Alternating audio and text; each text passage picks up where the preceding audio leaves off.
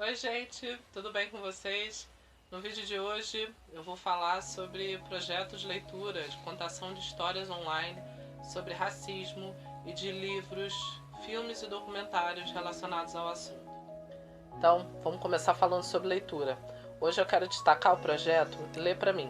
Ele foi criado há cerca de 4 anos e atualmente já não são produzidos conteúdos novos dentro do projeto, mas o canal continua ativo no YouTube e os vídeos antigos ainda estão disponíveis. O objetivo desse projeto é o fomento à leitura de livros infantis nacionais, livros brasileiros. Nele você encontra cerca de 8 vídeos nesse canal, em que personalidades, artistas importantes do país leem histórias infantis, cuja autoria são de pessoas brasileiras, são de escritores brasileiros.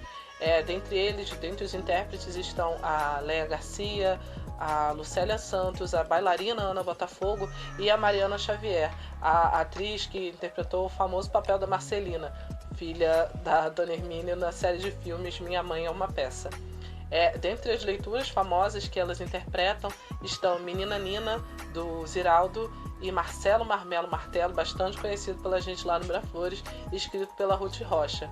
Junto da leitura e da interpretação maravilhosa dessas mulheres, também aparecem ilustrações nos vídeos que artistas também se dispuseram, desenhistas se dispuseram a colaborar nesse projeto. Confere, dá um trabalho bem interessante e é um passatempo bastante legal para suas tardes. Agora vamos falar de um assunto mais sério.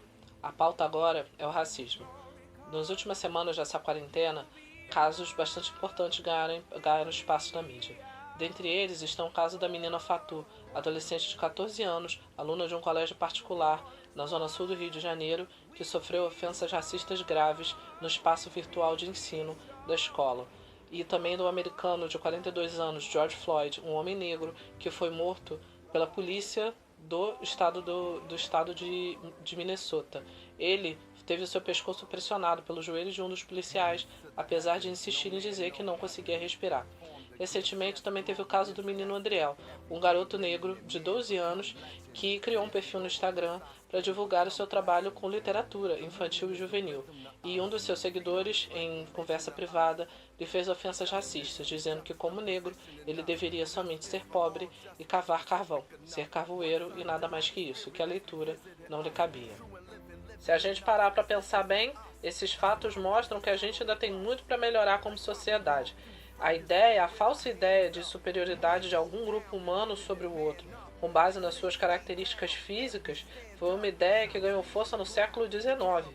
A gente já está no século XXI e ainda não conseguiu se livrar dela. Mas uma ideia tão forte e tão violenta assim não surge à toa. O objetivo dessa falsa ideia é desumanizar, diminuir e enfraquecer o grupo que é considerado inferior para que seja possível explorá-lo e dominá-lo, e o privilégio do grupo considerado superior não seja ameaçado e seja sustentado todo o tempo. Foi por causa dessas ideias racistas que episódios cruéis da nossa história foram possíveis. O tráfico humano, a escravização de pessoas de origem africana, a sublimação de suas culturas, línguas e nomes para que esses cumprissem o papel de explorados e trabalhassem para sustentar colonizadores do velho mundo. A vigência das leis de Jim Crow nos Estados Unidos, que impediam que negros, que sua maioria foram levados para lá como escravizados, depois de libertos, tivessem acesso a salários dignos e inclusive o direito de votar. Eles não eram considerados cidadãos plenamente. E também o regime de apartheid, vigente na África do Sul, que separava negros em condições de vida não tão boas e pessoas brancas, vindas das colônias inglesas, que foi a Inglaterra que colonizou aquele espaço do país, em uma qualidade de vida melhor e com o direito de explorar aquele espaço e controlar o direito das pessoas. Apesar de episódios como esses não fazerem mais parte do nosso cotidiano, o racismo hoje em dia tem outra cara, o que deixa bem claro que a gente ainda precisa discutir e mudar muita coisa. Piadas, algumas atitudes, algumas falas, elas demonstram que o racismo ainda é bastante forte, tanto no consciente quanto no inconsciente das pessoas, e que muita coisa ainda na vida das pessoas negras é mudada por causa desse tipo de atitude. Diante dos últimos fatos que foram mostrados nas TVs e nas redes sociais, na TV e nas redes sociais, muitas pessoas negras, que historicamente já lutam pelos próprios direitos, mas também não negras, se engajaram nessa luta para tentar combater esse mal social que é o racismo. E diante disso, viu-se também a necessidade de informação para que se engaje responsavelmente nessa luta. Por isso, eu quero contribuir hoje com livros, dicas de livros, filmes e documentários. Para as crianças, eu recomendo o livro Amoras, escrito pelo rapper Emicida. O livro é recheado de ilustrações encantadoras, que para uma criança negra é uma ótima dose de autoestima, e para a criança não negra é uma oportunidade muito legal de conhecer a história e os sentimentos de uma pessoa negra que pode estar próxima. Mas a construção, a ideia dessa criança de humanidade e igualdade vem das pessoas que estão ao redor dela, que passam esse conhecimento. E é necessário que essas pessoas também estejam educadas, que saibam sobre esse assunto de forma adequada. Por isso, para os educadores, para os pais e responsáveis, eu recomendo a leitura dos livros O Manual Antirracista, da filósofa doutora Djamila Ribeiro, e o livro do ativista professor Ney Lopes, O Racismo Explicado aos Meus Filhos. Na área cinematográfica também está sendo feito um trabalho muito bom.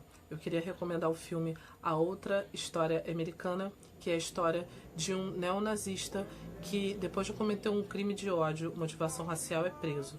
E lá dentro descobre que, na verdade, precisa salvar o seu irmão, que segue pelo mesmo caminho, desse caminho autodestrutivo, dessa vida autodestrutiva. E também quero recomendar o filme Infiltrado na Clã.